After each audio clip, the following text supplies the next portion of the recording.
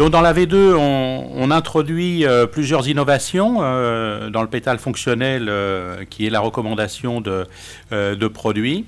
Une aide à l'optimisation commerciale qui va détecter les optimisations sur les situations déjà identifiées et fournir effectivement des améliorations sur ces situations. Par exemple, on va peut-être détecter qu'une situation que l'on avait qualifiée, quelqu'un qui aime bien le must, on avait dit, ben, finalement ne s'applique qu'à des gens qui sont de tendance masculine, par exemple.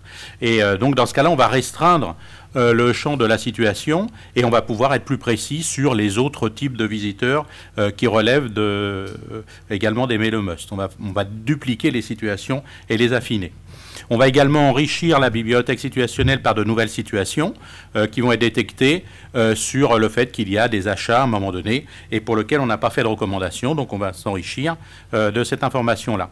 Tout cela, on l'a intégré dans un système semi-supervisé qui est basé sur l'analyse des signaux activés des porteurs de sens et non exploités dans la machine. Et ainsi, la machine va améliorer la performance des situations identifiées.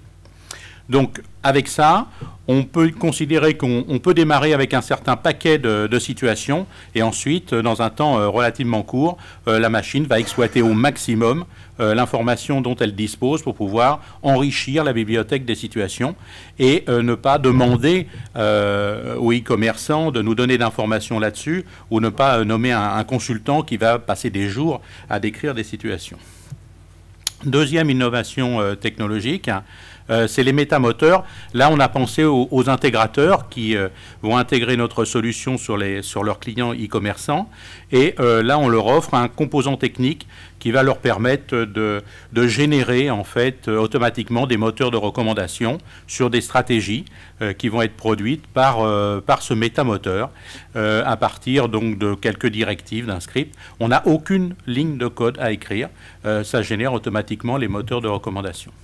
Donc ça va permettre aux marketeurs de s'emparer encore plus facilement de la solution et pouvoir l'enrichir, je ne dis pas à l'infini parce qu'il y a problème de ressources machines après, mais on peut aller assez loin dans le domaine. Et puis on va ajouter un nouveau pétale fonctionnel qui est la détection de tendance avec un système assez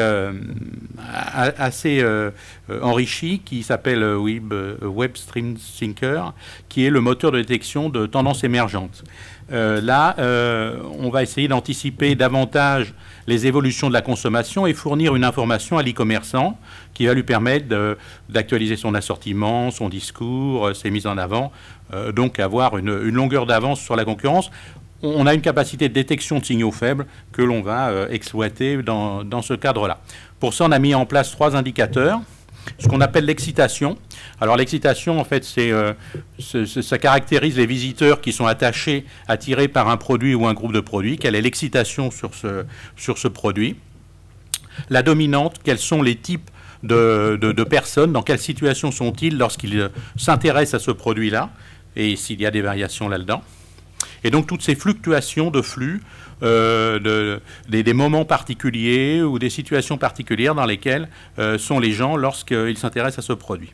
Donc ça, on va pouvoir le fournir de façon automatique, c'est-à-dire que la machine détecte des choses à dire et la fournit à l'e-commerçant, ou bien alors l'e-commerçant a un moyen de navigation dans ces données de façon à pouvoir exploiter ces indicateurs en temps réel et donc en savoir plus.